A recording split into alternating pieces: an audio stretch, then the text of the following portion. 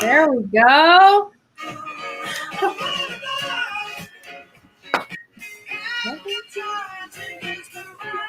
I don't know why, but this song, name that tune, guys. Can anyone hear that? Name that tune. Tell me what it is. Because I can 3 days now. 3 days this song is in my head. And it's a great song. It's a great song. I cannot get it out of my head. And I'm like, oh my God, like what is so for those of you who are tuned in yesterday. Teresa knows. Already on it. I love it. Teresa, I have to say, is probably the best at Name That Tune. She is. And Teresa, who sang it. Oh, now she's going to Google it. And if you know, I'm going to be impressed. And what year did it come out? Yeah, there you go. Immediately. So just so there's a couple of things I want to point out. Number one is Stacey and I tried to be really professional last night, not sing and dance. But it only lasted one night. But somebody said that they missed our singing and dancing. See, there you go. So I just thought, well, this thing stuck in my head. And, I said to Stacey, I'm like, I think like the movie and the show Jersey Boys is based on Frankie Valli and the Four Seasons. I said to Stacey, I'm the only person in the world who hasn't seen that. Neither has Stacey. We're the only two ever. Okay, Teresa, since you're the one that's like on this, Frankie Valli and Four Seasons. Come on. Have you seen Jersey Boys? Have you seen it? Because 1963, I think the song came out. It is. You know why? Because back in 63, what a very special time for me. What a lady, what a night. Did you guys know? I just told Stacey this. When they say, I didn't even know her name. You know why? Because they're talking about a boy and his prostitute. Just read that somewhere, which kind of makes this thing a whole lot more interesting. Okay, so Teresa has seen it, so we still are the only two people on the planet who haven't seen it. Yeah, so I literally, I'm not lying, as soon as I realized, I didn't even realize, I don't know why I didn't see Jersey Boys, I didn't even know who it was about, but for some reason it just never connected, right? And I watch everything music, every documentary, every movie, everything, and I never saw it. And so I thought today, okay, this is on my list for this week. I'm going to watch it. I am not going to watch The Bachelor. I'm going to watch Jersey Boys. All right, we're in. Day two. Day two. The loser wall. Yes. So some of you who've been with me a long time, might be your 5th time doing it. So it would be really good to know, is it getting bigger or smaller? Well, I have to say, I think one of my favorite things that you reference on the training that we went through today is the shirt. Yeah. And I'm like, I get that, because that's how I feel. Like I feel more than, putting them as like, but I've been wearing this shirt, and it's like, it is like part of who I am. Yeah. It's dirty, it's smelly, but I've been wearing it a long time. So that is what I could relate to. And it is true. I mean, I wanted to ingrain that training in so that you would understand it and remember it and live with it, so that when you actually came up with that excuse, when it's coming out of your mouth, you'll actually feel yourself starting to smell. Yeah, it's so bad. Yeah, I needed to get the shirt off. So that was, to me, that was a great reference, because I was like, yeah, you know what? I'm kind of free of that shirt, but I wore it. I wore it well. I wore it with honor, and it felt like that badge of honor. It did, but it got a little smelly. I had to get rid of it. Yeah, and we're all guilty of it. For those of you, including me, okay, we're all guilty of it, and that's why I do this same challenge every single year. I wrote it and I still do it. Exactly. Because you have to remind yourself and check back, because you may have, let's say you did this 2 years ago and you had your loser wall up and you had the excuse shirt, you did all that and you got rid of it. But what happens sometimes is it comes back and you don't even notice it, right? That's the bad part. Yeah. So it's good to get back at it. I mean, I really don't have any of those. I have different ones, but I don't have any of the excuses that I've generally had. You carry some of them for a long time in your life, and I don't have those, because it starts to feel incredibly uncomfortable when it starts coming out of your mouth, right? Yeah. right? So if your excuse is, which is probably on every single person's wall, is I don't have time, that one, it gets so old, because now as soon as I start having it, I'm like, okay, how do I make the time? Because I really want to Yeah. do this. How do I make the time before I actually, take it out? Or So, admitting that maybe it's something you don't want to do and you're using the right. excuse of, because I think that's where I switched, because I would say I don't have time as a cover up, Yeah. or I don't want to. And now it's like, no, I have the time. Yeah. I just don't want to do it. I just don't want to. Yeah. And I'm good with that. Yeah. It takes a I long own it. time. It takes a long time to get there, right? To be able to say, I just don't want to do that. It's kind of like, And if I want to do it, yeah, I'll make the time. like learning to say no to certain clients. Like if you know that somebody is, after you've talked to them and it's going to be a real chore for you, it's not the energy you want, Yeah. you have to say no, right? You have to just say, you know what? I'm going to leave that space open for somebody else to come in that'll work better with me. Not that you're discounting that person, because there are other people they can work with that they would probably benefit from way more than if they dealt with you, right? Because if you're going into something going, oh, I don't want to be here, it doesn't help anybody. Well, yeah, because then your attitude is it's a chore, Yeah. and you're sitting there, and if it's feeling forced, you're not going to do a good job, and you're just going to look bad. Exactly. Right? You're going to do them a disservice. So even though this was, again, it was a little bit of a rewind as well, it was the whole emphasis of the loser wall and the trigger words and taking massive action is to set you up to be able to start free and clear on your plan. And if you don't clear away all that stuff, you will find excuses not to do your plan. Right. But there was a lot of people that made comments today in the day 2 about how much space their loser wall was taking up. Yeah. But then there was a lot of people who felt that maybe it wasn't as big as they thought it was. So there's definitely been the range for sure around the loser wall. And I just think I love the fact that you call it that. I think people embrace the. So just so you guys, for those of you who don't know me that well, we've been doing this a long time. In the first year, I had a lot of people that were mad at me. Really? I didn't know that. A lot of people that were like, how dare you use the word loser? It's not nice. I don't want to put myself in that category. And really, I always used to say, and I said it, I think in the training, that it's like a terms of endearment in our family, because it really is. It's just pointing out the obvious and making light of it so that you don't take it so seriously. But yeah, a lot of people didn't like the word. And one of my people that was in my group wanted me to change it. And I was like, no, because it's a loser wall. I'm not changing it. Like, what am I going to change? A negative thought wall? Well, there's no exactly, but I think you're right. It's a term of endearment.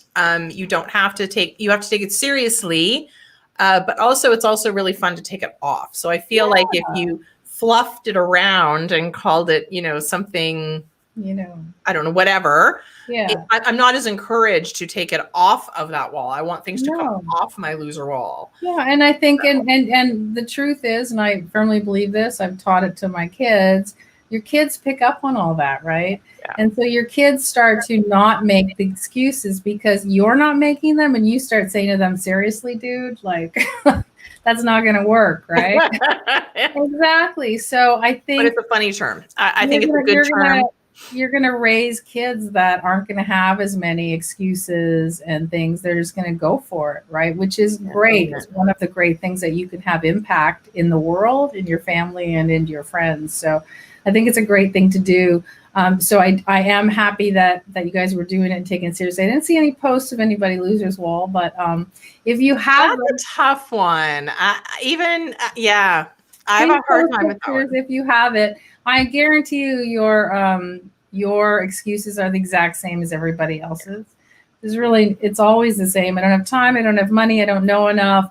It's not perfect enough, like the usual excuses that everyone uses. So it's better really to feel like you're part of a community and you can share rather than worry about it or hide it. When you put it out there, then it is far less imposing than if you try to hide it, especially people that, I remember the first year people were posting pictures and they were hiding it in the little corner of their like screen and stuff. And I was like, well, that's not really the purpose of Oh, like I'll put a big thing right here. it. Like loser. You can see it. Exactly. And you know what? But in the opposite front, there's been some amazing ones over the year. Like I know people who have like big, loser wall, and they filled it with big Post-it notes and stuff like that, which has been really fun to see. Yeah.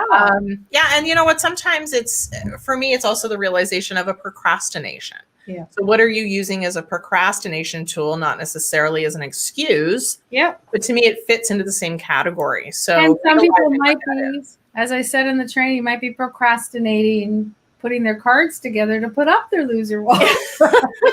Exactly. So, because I know those guys you guys out there that want the pretty cards and the pretty stickers and you want to make it all nice. No, just scribble on a piece of paper and stick it up there. It doesn't have to be nice. Well, I think the funny thing, funny, I don't even know what word to use. Funny is not the right word at all. But as a business coach, for people to come to you and say, as an excuse, I don't have enough time. Yeah. I think I did that once way back when I first started. Yeah, once. Because then you're like, really? You don't have time. Yeah. Yeah, that one doesn't fly. That's why some people don't want to work with me. Because it doesn't fly. I probably have the worst schedule in the world given my responsibilities. And I still manage to schedule in what I need to get done. But I'm good at prioritizing and I'm good at understanding what I really shouldn't be doing, right? And Stacy and I both, we both came to the recognition, I guess, in the summer of what we're good at, but we just didn't have the time to do anymore. So we, offloaded some of our things that we enjoyed doing and we were good at it. But, you have to decide what you're really good at and what will move the needle the quickest.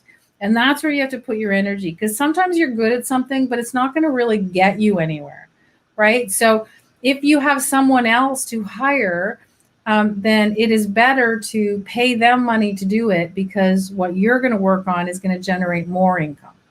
Yeah. So, and it's hard because you have to delegate, you have to give it up.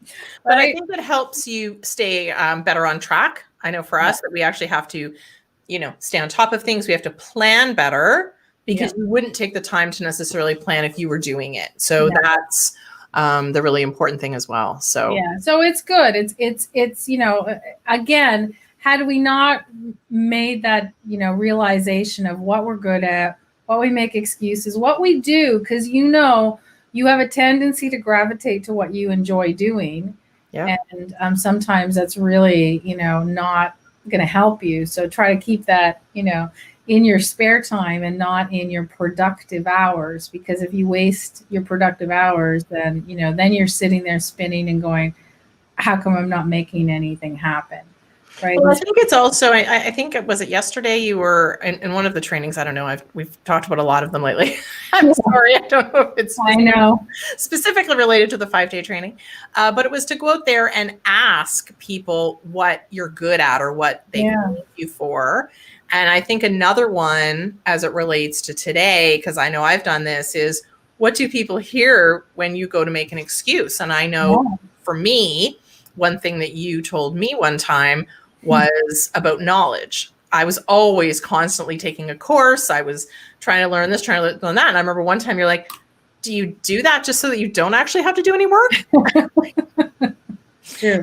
But it's always stuck with me. So now when I go to take a course or do whatever, I now analyze and I stop and I think, is this going to help me? Right. Or am I using this as a procrastination to do something else? Right. Because I'm like, I love knowledge. I love taking courses. I love reading books. But I also know that if I could, that's all I would do. Oh, me too. I wouldn't do anything else. I would just sit in front of a fire and read books and watch training, and I would be perfectly happy. It is true. So you have to really segment that and go, okay, where can I do this? So I personally do all mine. Don't do what I do. I do all mine at night. So what I find is I'm not so good after like 8 o'clock at night. I'm not very productive. I used to be when I was younger. I could work all night. I can't do that anymore. Okay, guys, you got 45 minutes to ask your questions before she turns into a pumpkin. Exactly. So what I do is at 8 o'clock I shut down and I go, now I do what I want. I can go on my computer, I can read my book, I can do whatever I want, but I don't feel like I'm losing any productive hours. And that to me, you have to figure it out, because some people are way more productive at night, right? Yeah. So if you're really productive after 6, then you should use your morning to do trainings and things that, it takes a little bit more, a little easier on everything, and make sure that you, again, use your productive hours accordingly. It's key. And you have to really analyze that and figure out what they are, because everyone's different, right? Well, that's it. And so I would just want to just kind of put a caveat here. I'm not sure who this is, but they said adding taking courses to the wall. Be careful, because there's some amazing courses out there that do exactly what you need. Yeah. So sometimes, and she said researching as well. So not that you want to put taking courses, it's taking waste of time, because there's ones out there that are value packed. Yeah. They're full of fantastic information. Will give you everything you need to really, really move that needle forward. Yeah. And we know, because we've both taken really bad courses and spent a lot of money and a lot of time. Like, there's still one, I'm not going to name it, but there's still one that was very expensive. And I still, to this day, have never done the whole course. And I've tried to start it 10 times, and I've gone to the live events. And then I finally realized a couple of years ago that it just wasn't a good course for me. Right. And so that was the trigger, guys. Just so you know, that was part of the trigger of why we created GIA. For those of you who know Global Impact Accelerator, we created it because we are very clear. We not only wanted to make a difference, in particular, because right now people are, trying to look for new solutions and new businesses, but we wanted to create a course that actually gave you the strategy and the production, the implementation, so that there was no excuse and there was no interpretation, right? You also have to keep in mind the amount of courses that we've taken. Right. We know what's really bad. We know really what's bad. good, and we know how to whittle it down. Yeah, I never want to add up the number of dollars that I've spent on courses, because I could have probably paid off several mortgages by now. But what we did was we created something that we knew, here's a strategy, here's the implementation, do it. And that's it. And you don't have to go anywhere else. And that was the key for me, because there's none, really. There was one course that I've ever taken that I truly thought, I learned something and I implemented it. There's very few out there. There's lots of idea-based, but there's nothing that's like tactical. And you need to, there's great courses that tell you, oh, you should do this and you should do that. But then you figure it out, and then they don't tell you how to do that, like how to put it in. Pissed you off. So, it does. Yeah. So, I mean, there are great courses, yeah, but you just have to make sure that, yes, put it on the wall. If you're a researcher, put the damn thing on the wall, because I'm a researcher. And way too much. It was funny, actually, because I went through all of my stuff and I went, oh my goodness, I have so many PDFs on the same subject that say the same thing in 500 different ways. Right. And I think that's what you need to understand. One of the biggest things people say to me as my clients is their course isn't ready because it's not finished, because they're still researching for more stuff. And then they always bring up somebody else who has a course that's selling like crazy and it's not very good. And I'm like, well, again, they've done it and you're still researching it. So it's never going to be perfect, and information changes. And, just put out, if you're researching, you're looking for stuff that you don't really know, put out what you know first. And then you can always add to it. Yeah, you can add if you go. Like, here's a bonus, guys. Check this out. Or I just learned this. Try this. Nothing wrong with that. So we have a question saying that she's not sure how to find her trigger word. And Debbie's saying sort of something similar. She goes, I'm with you. I have no idea how to find my trigger words. The easiest way I can, it's to me, it's kind of like Do you, when you're in a car, let's say you're driving in a car and you have to go to an important appointment, is there a song you always play that gets you, like it, or is there a song that if you're walking through a store and the song comes on and then you like sing it, right? Because you love the song and you just feel like, yeah, I'm good because you love this song. That's really the same as a trigger word. I use always a reference because I loved the show Scandal. I think, the biggest fan. And so, and I loved Olivia Pope. And so, for me, it's handled. I got this. Like all her words is good. So I never. Hang on. I'm gonna stop you just really quickly, and I'm gonna share my screen. Oh yeah. Okay. Hang on. This is my screen. Yeah. There you go. So I have this on a Post-it note, literally on my screen. So I see it. It's my big Post-it note because I don't like actual Post-it notes. Yeah. So I Post-it note on my screen. And it's because when I look at something that I need to do, I look up and it's handled. Yeah. Like you have to go with, think of it again as something that you feel good. It's, like I said, your favorite song. It's like what you feel like when you put something on that you love to wear. When you put something on, you go, I look really good. Like maybe really cool cowboy boots, like we have. We have these great wear them because we bought them like a long time ago, and we haven't gone anywhere we can wear them. But whatever. No, because we're supposed to wear them to some concerts, but there's no concerts. So, but what it didn't go well for the cowboy boot look. A trigger word is something that makes you feel right away that you can do this, even if you're a little skeptical, because what we want it to be is your yes word. It's supposed to give you confidence and power and make you feel like there is no way you can fail, right? There's no way you can fail. So don't feel like you have to come up with it right away. Try to, again, step into the feeling. Think of the feeling of when you're most confident. And then you might actually find the song. And then there might be words in the song that trigger you as well, right? So Lisa has piped up and said, "Oh, what a night." So now I'm envisioning Teresa walking down the grocery store. That song comes on, and she's going to be walking down singing it.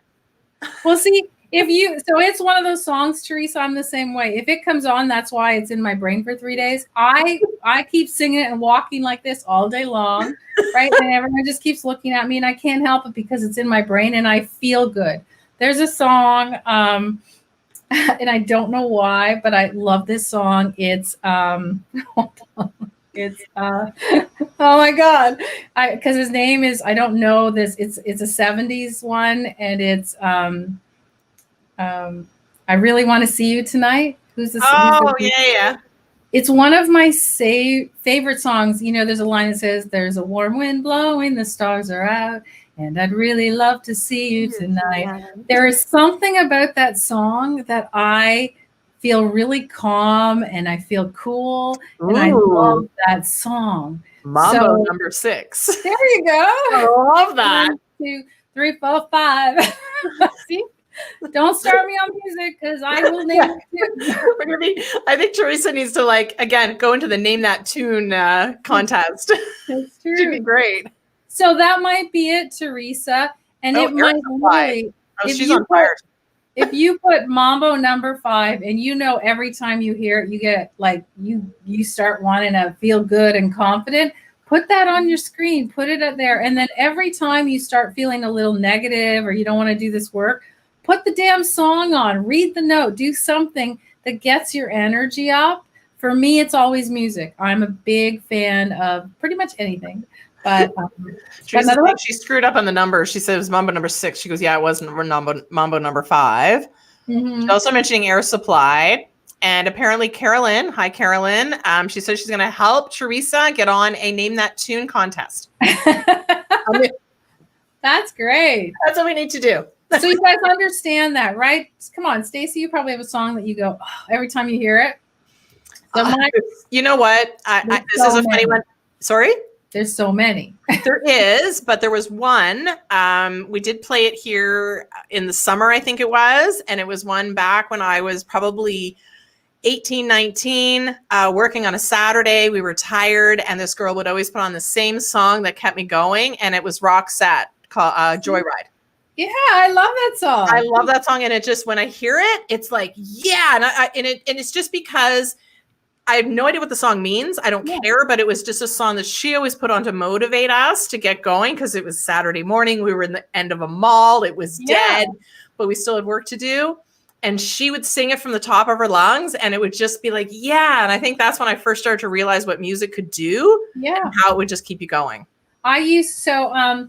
I always play music in my car, always. And when I was running several of my masterminds, I gave my masterminds my lists, right? I had 2 lists. I had a contemporary list, and then I had a country list. And that was before country was cool. Let's have that conversation. When did country become cool?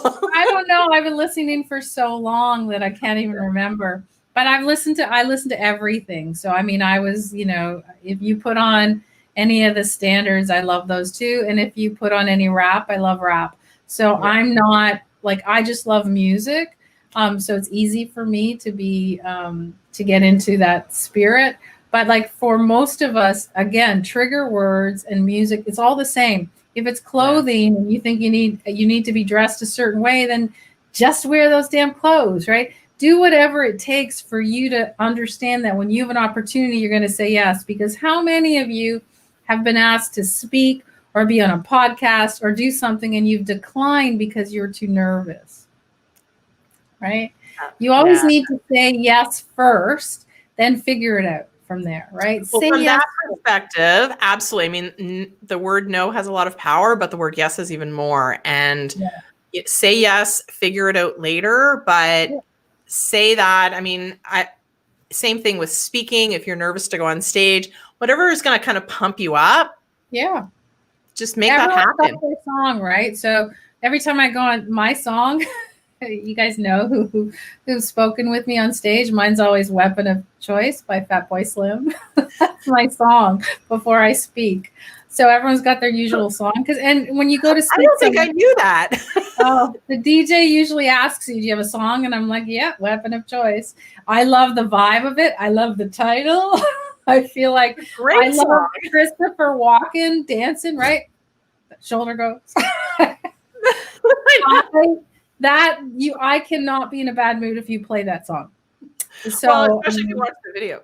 Yeah. I love it. And I'm like, I literally if I'm asked before I speak, if I want a song, because like I said, if you're speaking, for those of you who are in the speaking world, and when you go to do speeches, they will generally, cool ones will have DJs and ask you what song you want to play. So you got to know that. And it's not, and okay, don't get this wrong. You are not playing it to impress anybody in the audience, okay? You are playing it because it makes you feel good and you want to feel confident going out there and feeling like you can really make an impact and a difference. So we've given you tons of ideas. So you should be able to figure out what your trigger words are from all of those. I think sometimes we have a tendency of overthinking, right? We have a tendency of going, well, what it is, it's got to be this perfect word. Again, a little bit of procrastination going on there.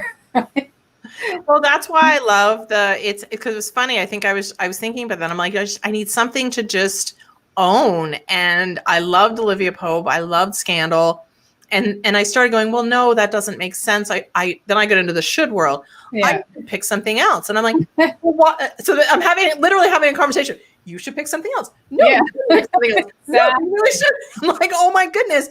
It can be that simple to go, you know what, but it works. So why am I fighting it? There's my thing. And it could be a word or a phrase from a song as well. Yeah. And when if you're not like in a good mood or you're feeling down or you lost a client, it's all that depressing stuff. Then, for me, it's music. For you, it might be something else. For some people, it's getting up and running, right? Doing something. Whatever it is. Yeah. But, you have to have something that will instantly cue your brain to make you move forward. So I'm not telling you what it is. It shouldn't be this. And I don't need it to get on this live. It's just the end of my day. At the end of my day, I have a glass of wine. So that's how it works for me. But So Marlo is saying that she said 2 days ago she started dressing in clothes that made her feel good. see, What got this started was seeing us. So that's freaking awesome. And she wanted to feel sexy again. so if you guys know, most of you know One Red Lipstick, my daughter's brand, and the whole story behind it, and that's exactly it. You hit the nail on the head there, because you put on your lipstick, you brush your hair, and it's like you're good to go. If you and I'm not saying there's nothing wrong with please don't beat me up. There's nothing wrong if you want to put your hair in a ponytail and wear sweats. I'm good with that. But for me, I have to feel like I'm ready. And putting on my lipstick and having a shower, and this is just a yoga jacket. It's nothing fancy, but it's a yoga jacket. I always wear black. Why? Because I don't have to think about my clothes. Not because, and I love black, but that's not why. I wear it because when you're on video all the time, it doesn't distract from your message.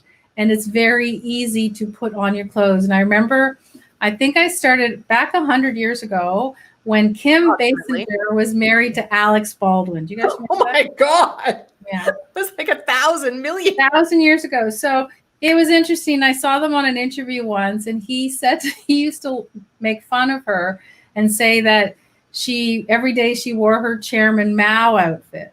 And her Chairman Mao outfit, as if any of you know who Chairman Mao is, Chinese prime minister, I don't know which term it was. So she wore black pants and a white t-shirt every single day. And she said that because she doesn't have to think about it. And then Steve Jobs, as you recall, who was one of my heroes, Steve Jobs always wore a black turtleneck and jeans. That's all he wore. And he said, because I don't have to waste my time thinking about clothes. Yeah. So I like to put on something that I don't have to think about, that makes me feel good. So don't get me wrong. I have to feel good in it. And if you feel good, it is like that weird old commercial. When you feel good, you look good. It's true. But it also comes across. Yeah. Right? You come across ready, both whether you're on video, whether you're on a podcast, whether you're just doing your work, whether you're writing a post for social media. Yeah. Your brain, it gets you into the right mindset. It does. So well done you for dressing up for us. Too bad I didn't see your picture.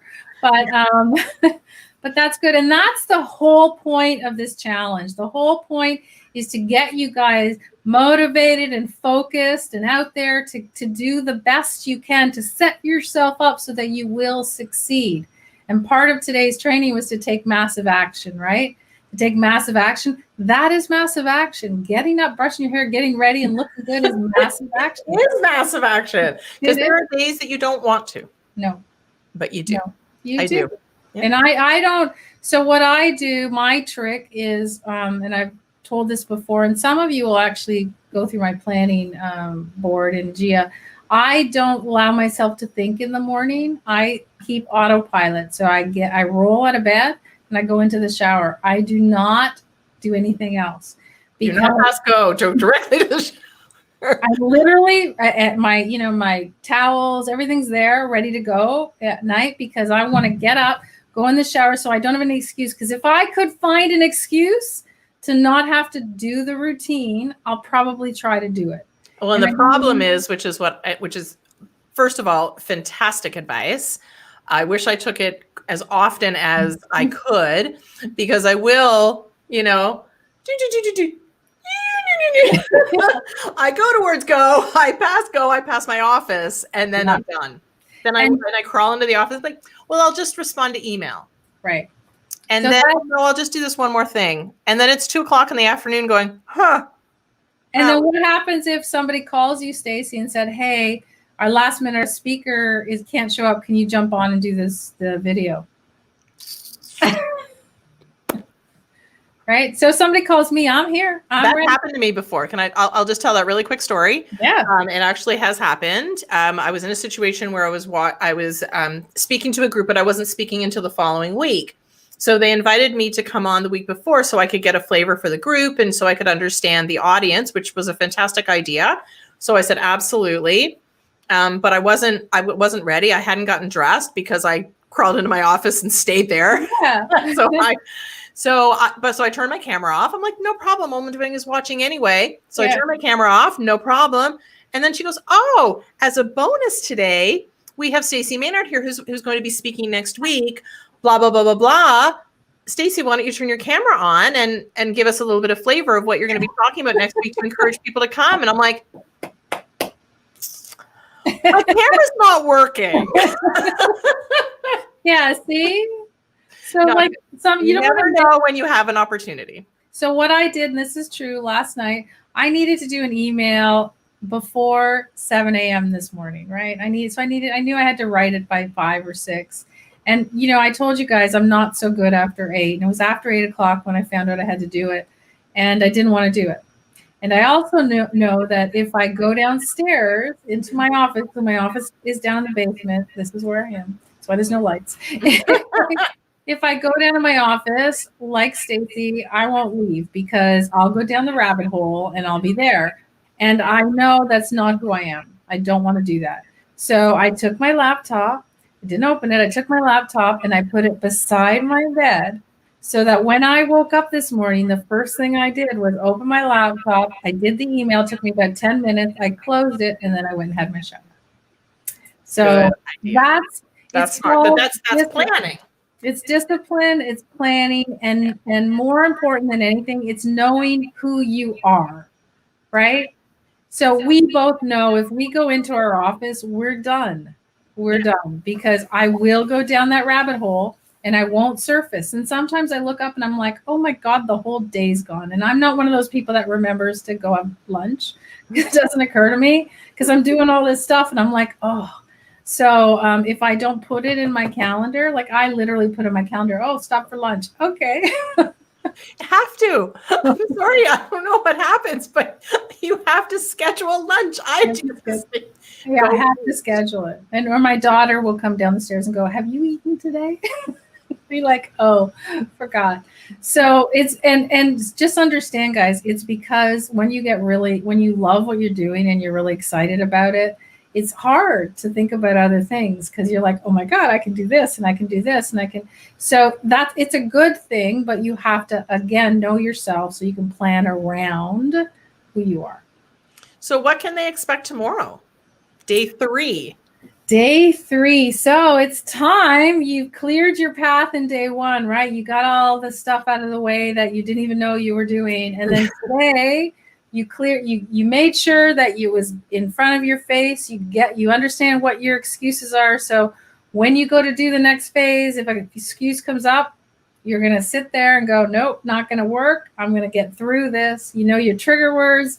You know that you must take massive action in order to get things done. So all that stuff that was in your way, that was holding you back, that maybe wasn't allowing you to move forward is going to be gone. So tomorrow, we're going to start the exciting part, which is planning for the year ahead. Planning what your true goals are, what you really want to do, what you really want to accomplish, looking at it, on a broad scale and going, I want to do this big, hairy, audacious goal. Later, we'll drill it down, but we want you to really dream and think, okay, if I commit to this because I've done all this extra work, I know I can do it. And if you're listening to The Strangest Secret, how many of you are listening to it every day? I hope you're at least doing the 5 days. I listened to it. You know what? Can I be transparent? Yeah. I did not listen to it until today. Oh. So I did not listen to it yesterday. Oh. It's really good. I know. Like really, really good. So I knew the premise, so I was able to speak to it. But I listened. I kind of thought, because to be honest, you didn't say too much about it. I didn't want to push you on it. And I thought, oh, okay, Stacey actually thinks I'm off my rocker, and she doesn't want to listen to it. And she's got that wall up, that excuse wall that says, oh, this is stupid, I'm not going to listen to it. No, I had a day. So today, I don't know where everybody lives and what sort of service provider you have, but if you're in Ontario and you have Cogeco, which is our internet service provider here, it went down today. For all day almost. All day. Yeah. So it pushed me over the edge. So I actually took the time because I couldn't do things on the computer. Although, speaking of excuses, Faye and I were already strategizing at about 11 o'clock this morning of where we could go that had internet that we could still do the live. So we were not going to allow that to make an excuse. I did go on my data. I downloaded The Secret. Yeah. And I listened to it during the internet downtime. And you were blown away, right? It was really, really, really good. Yeah. So for those of you who did listen once and maybe didn't listen today, before you start tomorrow, because tomorrow is really, truly about sitting down and getting those goals out. So before you get into it, I really want you to listen to it tonight before you go to sleep, or first thing in the morning, whatever's better for you. But honestly, take the time and listen, refocus, make sure you're ready to go. Get up tomorrow, take a shower, brush your hair, get ready, and come to your desk excited about what you're going to plan, wherever you're doing it, your desk, your couch, whatever, the kitchen table. Get excited about your year ahead, because right now you have this tremendous opportunity, and you came into this challenge. You came in for a reason, right? You're not here just to see what's going on. If you're actually doing the work, it means that you are looking for a path to move you forward. And that's what we're here for. So again, you have to suspend all your, disbeliefs, drink the Kool-Aid, come with me on this little journey. People are all over it. Well, they love it. So that's great. I'm glad. I'm really excited. So every single person that's been listening to it has just they keep messaging me going, oh my God, this is so great. It is. And it's not new, and it's not my discovery. It's been around forever. So, but it is a reinforcement. It will always be in the 5-day challenge going forward. So you want to come revisit it anytime. You've got the download. You can get it on Apple Music. You can do it wherever you want. So just do it and come tomorrow excited and prepared. If you have loser walls, put them on the board, on the community, so that everyone can share. If you come up with some great goals, honestly, the more you share, the more impact you will have for somebody else who's too scared to write it out in public, right? And if you say it, there's also that accountability that you've put it out there. Yeah. So take advantage of that too. People sometimes think, oh, I don't want to look stupid. Look, we show up singing and dancing, right? We tell you everything that's going on, right? There's nothing that we're, if people ask me a question, political, religious, whatever, I tell you the answer. I even admitted that I didn't listen to it yesterday. Yeah, it's so bad. But I'm still alive and I'm still inspired by it. So exactly. Transparency is a good thing. Yeah. So please post.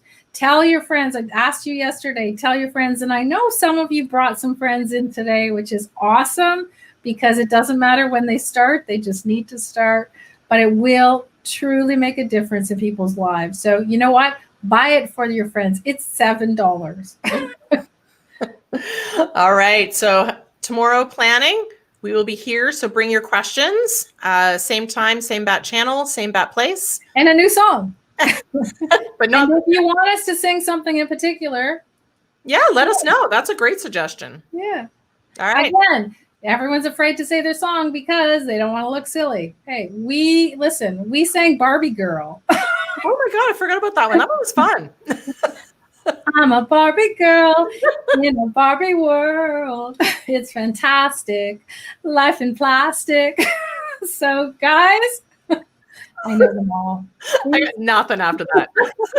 You have to sing the guys' version. Come on, Barbie. Let's go party. So I know it all. All right. We'll see you tomorrow, guys.